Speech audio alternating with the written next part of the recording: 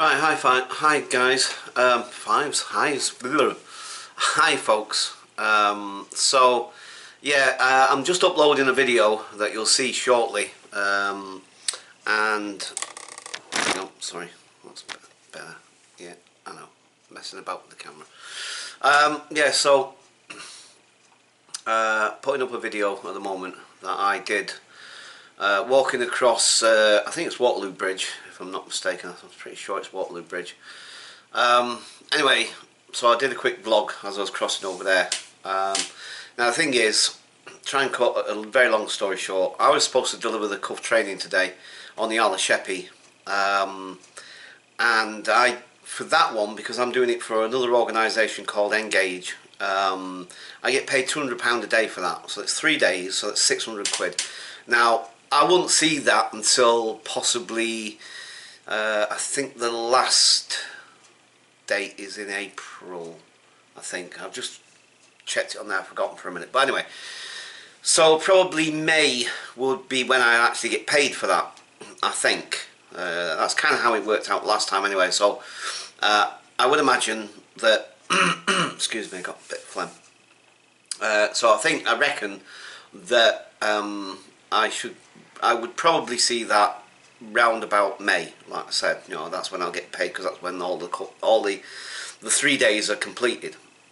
Anyway, so that would have been a really handy chunk of money to have, to pay off whatever's outstanding in terms of bills and what have you, and have a little bit of money to buy some food at least, and you know, and that will also have been topped up with a couple of cohorts that I'm doing for emergence within those 2 months as well.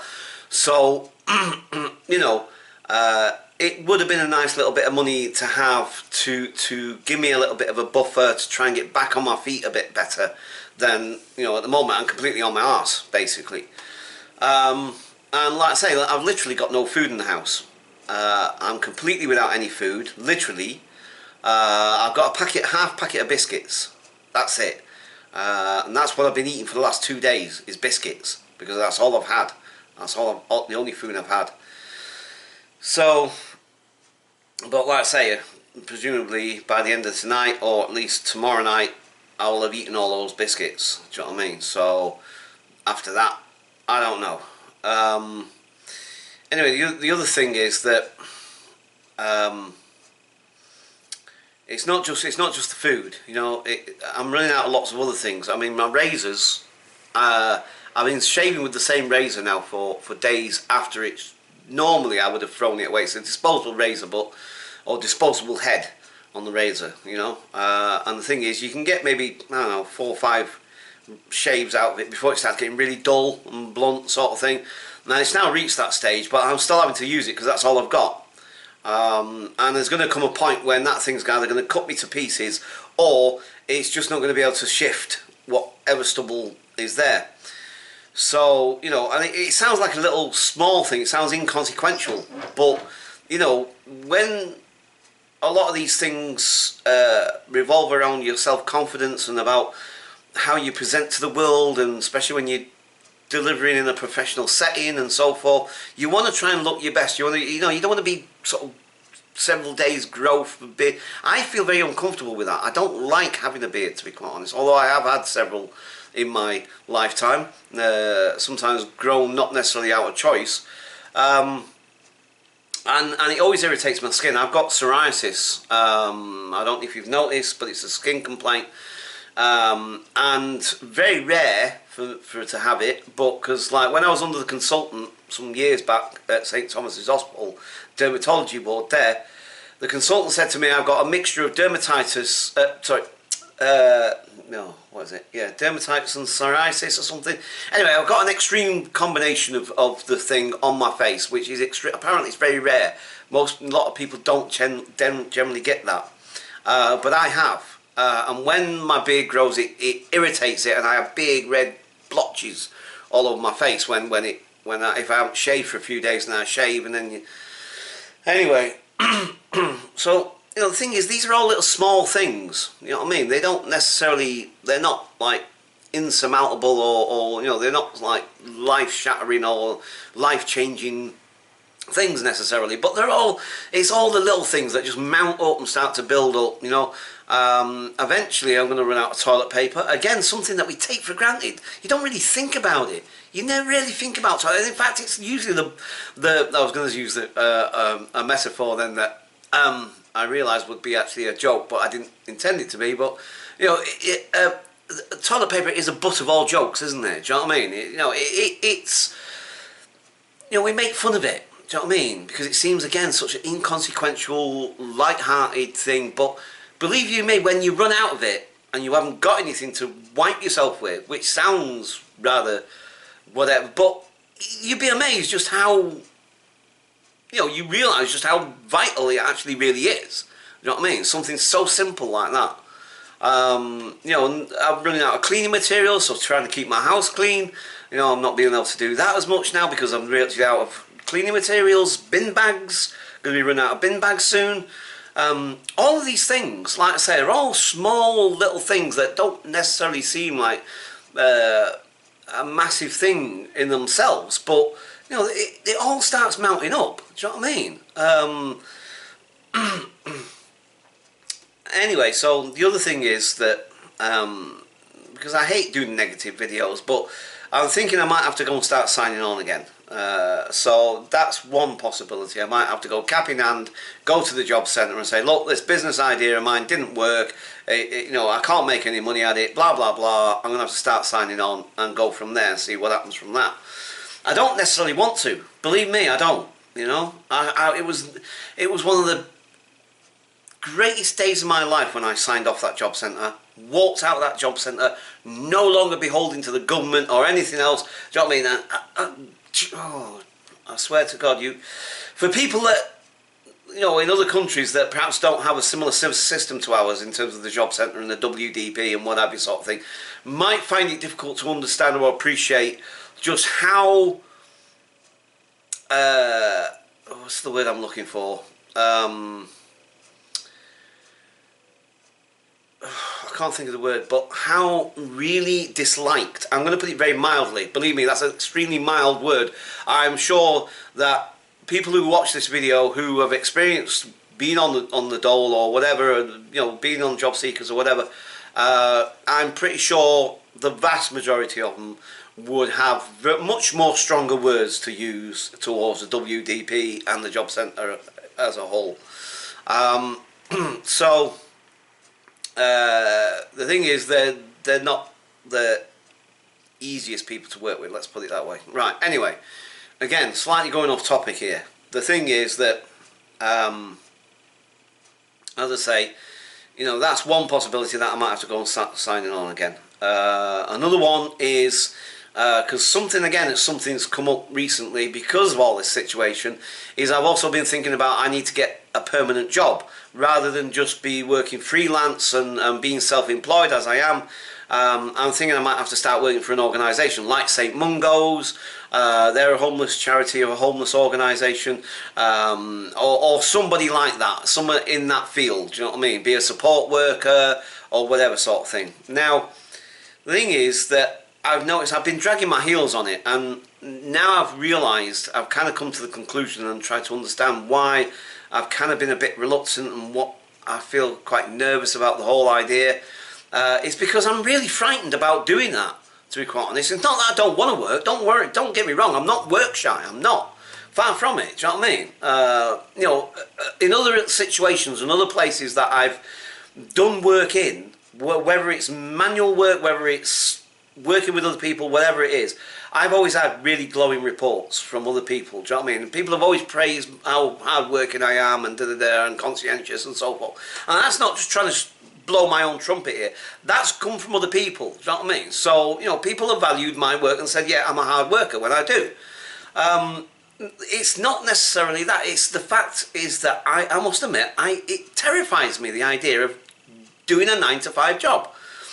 Because I guess for most of my life up until this point, I'm 50 years of age, for most of my life up to this point, I've essentially lived the life I want to live. You know, in some ways anyway. When I say, like, with the homelessness situation, part of that was choice, part of it.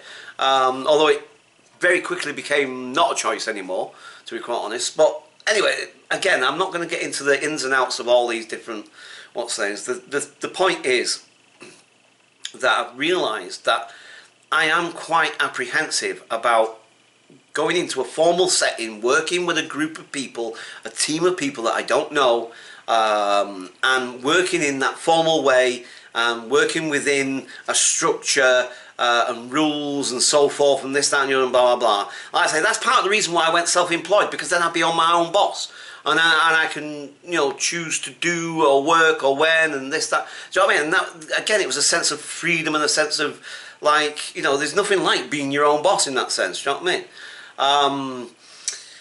You know, and for most of my life, my life's been like that for most of it. Do you know what I mean? It's a case of, like, you know, I can come and go as I please and get up when I want and this, that, you know, and all that kind of stuff. So it's understandable from that point of view that, like, to move into a structured environment and a structured routine and so forth, for me, it's a scary concept. It's a scary idea, and I'm really not keen on it. Not that it's not the work. Like I say, I'm quite happy to do the work. It's not anything to do. It's just this idea of being in a structured sort of situation in that sense. But anyway, the thing is that I need to bite the bullet, and I need to jump in with both feet and just get on with it. I'm capable of doing the work. I know, because people have told me, and I also have done the work. You know what I mean? It's just I do it on a voluntary basis rather than, do you know what I mean? And also I've got other skills in other areas. But the thing is that, so it's not the work itself that scares me necessarily. It's just this sense of, you know, responsibility and, you know, working within a team. Will I get on with people? Will they like me? Da, da, da. Do you know? I don't know. And maybe I'm just worried about nothing. Do you know what I mean? And maybe I just need to get on with it. So that's kind of the status. That's where we're up to basically at the moment. Just to take it back quickly to this thing with Corinne.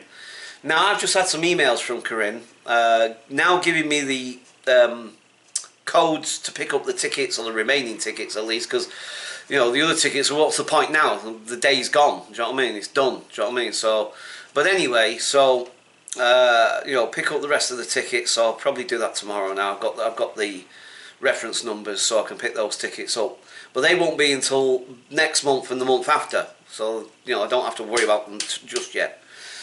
And she kind of apologises, and she is saying in the emails, I'll show you the emails in a minute anyway, but she's basically saying that she doesn't know what's gone wrong. She sent them, but it kept on getting sent back for some reason, blah, blah, blah, blah. Okay, all perfectly fine, all perfectly, quite possibly legitimate, whatever. Like I said, maybe there's a part of me that doesn't quite buy that, to be quite honest, but that's just me. You know, I might be wrong, and I always stand corrected if I'm wrong about anything. I do. Do you know what I mean? But you know, the thing is that it's probably easier for me to show you rather than try to explain this right now. Right. So let me get the emails up, and I'll show you the emails, because also I've noticed as well, something else has occurred to me whilst I've been going through all this. Is that I think, and now I could be wrong because there's two different email addresses here, and I think I've got two different Corinnes going on here. Now one of the Corinnes, because it's the same, exact same name, exact same spelling, Corinne, so it's C-O-I-R-N-N-E, right? And they're both spelled the exact same way, but the surnames look different, and the email addresses are different. Now, I'm not sure if it's the same person or not, and it's just two different emails or what. I'm not too sure now, to be quite honest, because I've definitely met one of those Corinnes. And the other Corinne, if there is two different Corinnes, that is, which Sam, when I spoke to Sam, that's the psychologist I should have been delivering with today, but obviously we couldn't. Well, Sam said that she's never met her either, this Corinne person. So I'm a little unsure now as to which Corinne I've sent this particular email. Now, but that said, actually, the chances are that the email that I did send was to the Corinne that I was talking about. Now, let me see if I can find it. No, it's not that one. Give me a second here, please. Right. Nope, it's not that one. It's not that one. Where the heck is it? I'll find it in a second. Where is it? Come on. Here we go. Right, now, this is what made me think that there was some, maybe, possibly, deliberateness in what was going on in terms of the ticket, or the tickets may have been booked, but the information for me to be able to collect them was not being sent through. Now, okay, fair enough. I think maybe I'm wrong, but I don't know for 100% certain. Now, let me just show you this, right? Well, actually, I'm also mindful of the fact that sometimes it's probably not a good idea showing other people's email addresses online. I mean, I don't really mind if people know mine. I mean, it's on my website. It's on YouTube anyway. Do you know what I mean? So everybody, the whole world can see it anyway. So it doesn't really bother me that. But for some people, their email address being shown, mind you, I don't think it's actually showing on there. Her name's on there, but not her actual email address. So mine's there, but right, okay. So let me just quickly show you this. Right, let me show you these emails. Right. So Corinne was asking me in a set of questions via email. Now this is me responding to her. I can't remember. I thought the other email was in this lot, but it's not. So it might have been in one of the others. But anyway, so she's asking me about what company to book the tickets with, what the dates were, and so forth. Right. So I'm telling her the dates. So that's all fine. You know what I mean? I'm saying, yeah, it was the trainline.com, book with them, blah blah blah. 24th of February, day 1, blah blah blah, and this, that, and the other. Right. Okay. Now, those were the dates that I was originally given by Sam. Now, Sam Russell, Samantha Russell, is the person that books all these things. She's the one that sorts the dates out because she works within that prison, you see, right? She works within that prison where I'm delivering the training. So, the thing is that she's the one that will know what these dates are. I won't, you know what I mean? I've got no input within the dates, only to say whether I can make those certain dates or not. Do you know what I mean? That's the only input that I have in terms of the dates.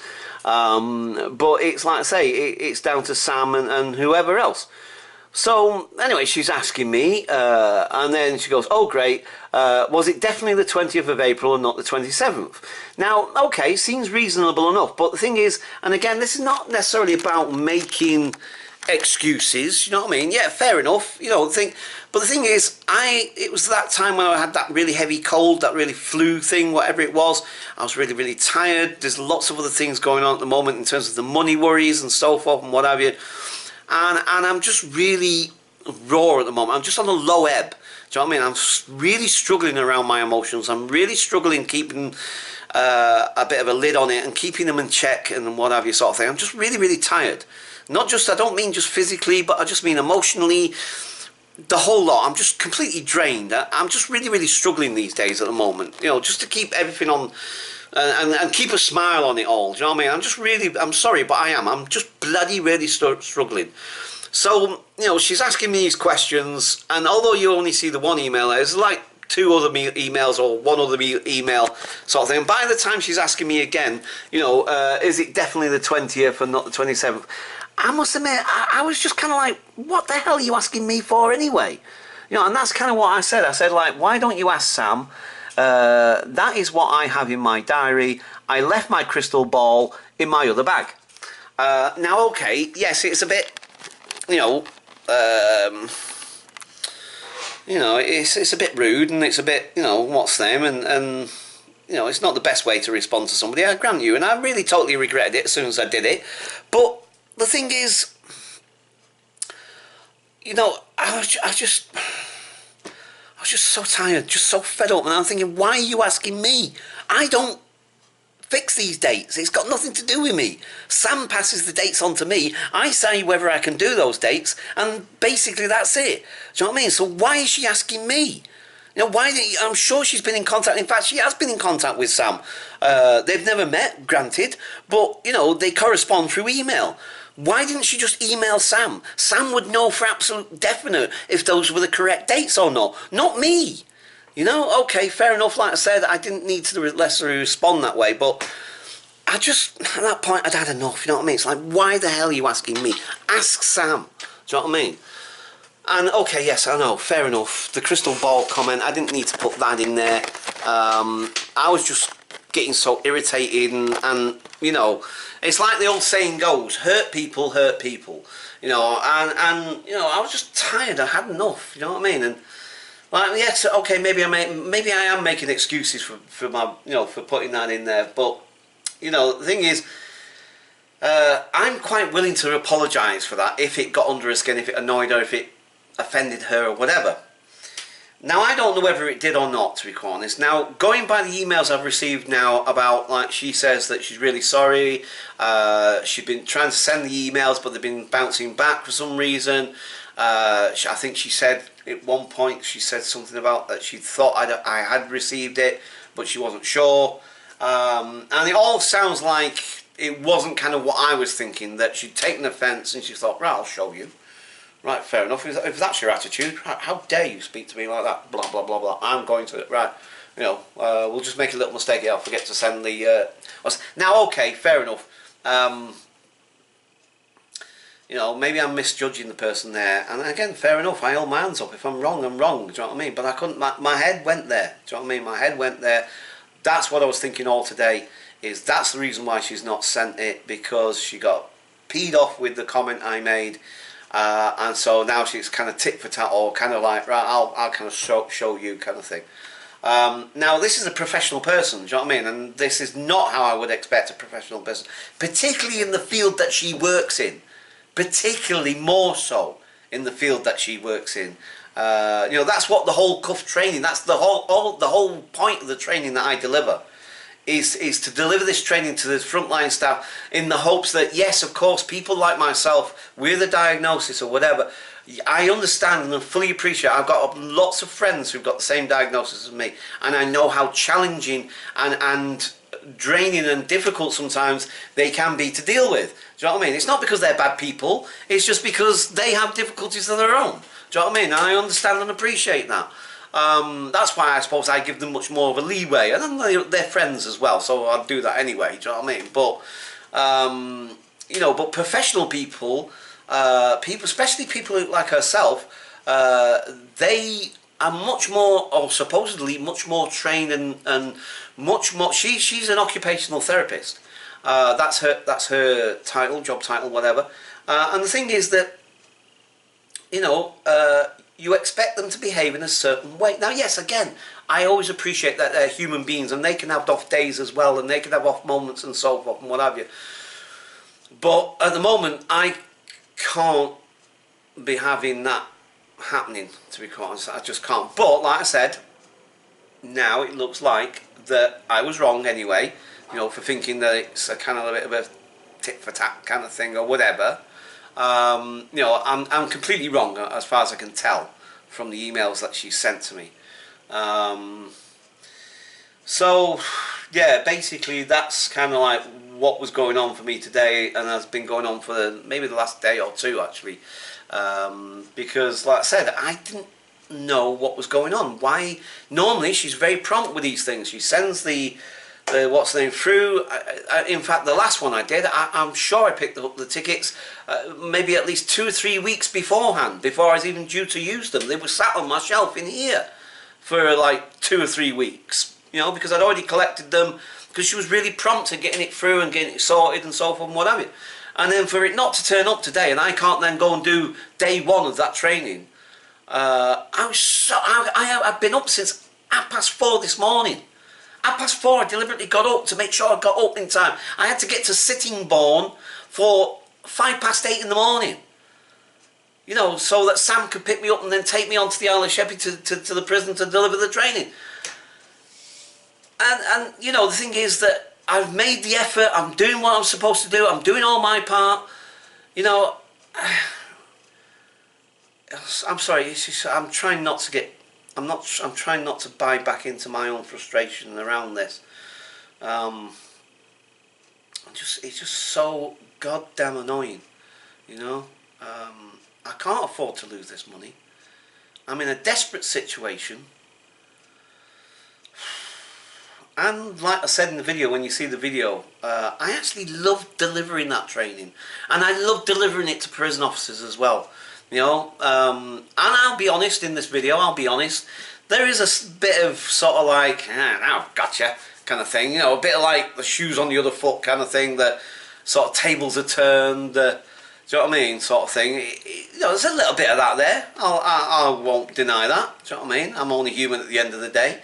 But it's not like I'm like seriously out to get them or anything or whatever, it's nothing like that, it's just, you know, like I say, I do get an extra kick out of delivering the training to prison officers than I would to, say, probation officers, or, well, maybe probation officers as well to some degree, but not quite the same degree.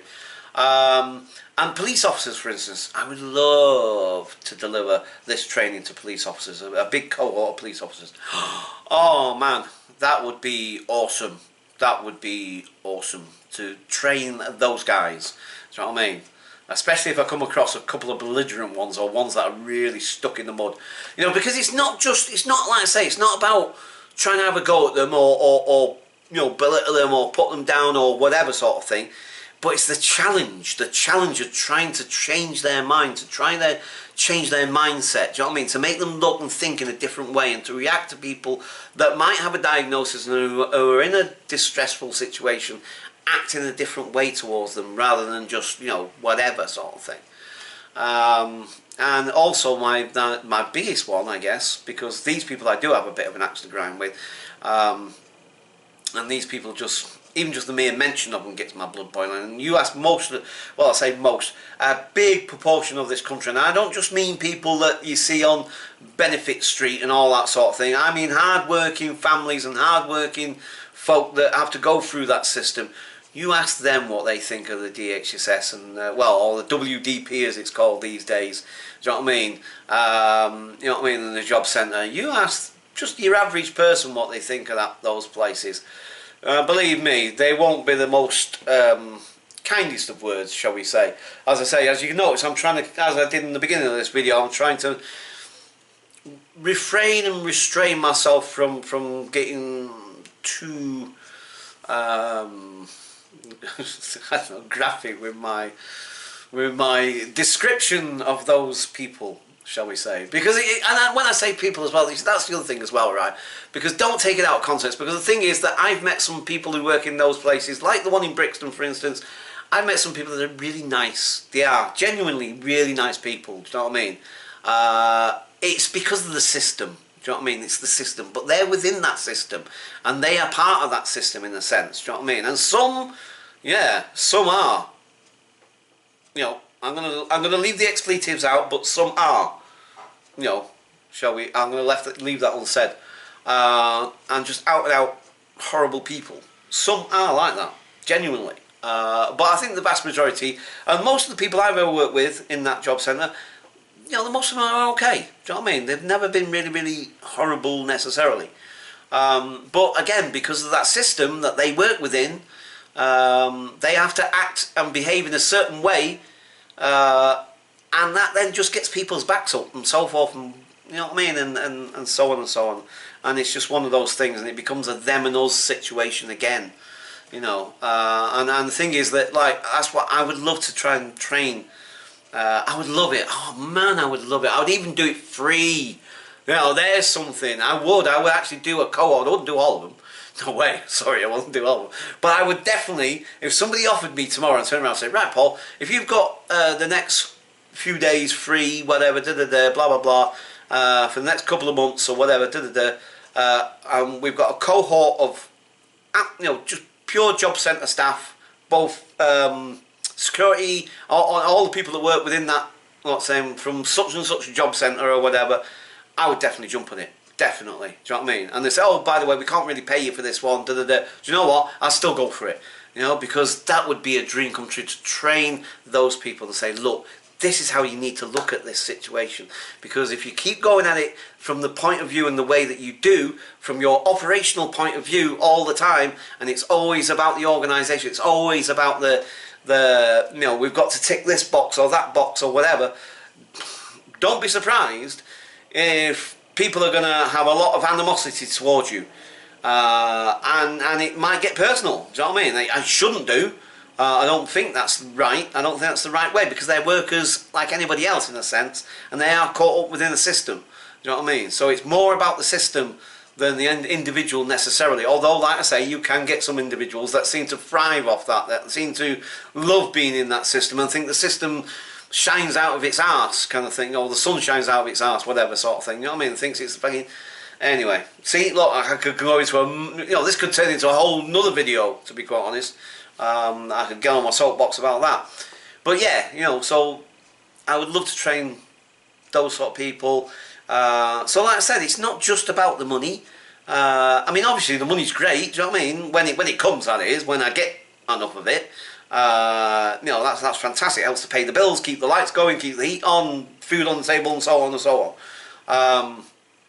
But you know, it's also a great pleasure, and I really enjoy what I do. Do you know what I mean? Just not getting enough of it. Just not getting enough work. Plain and simple. And again, I can't blame emergents for that, because they're struggling as well. So, you know, it's not necessarily their fault.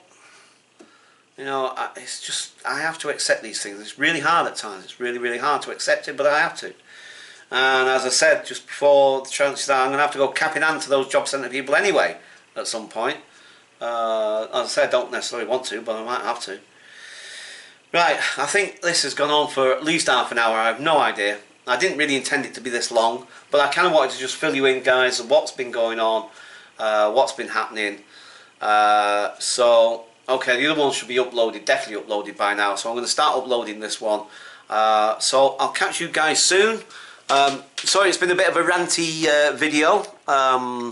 Sorry, apologies for that. And I know I said I will be getting to some more interesting venues soon, but I promise you it will be happening. It will at some point, definitely. Okay, guys. Catch you guys later. Bye for now.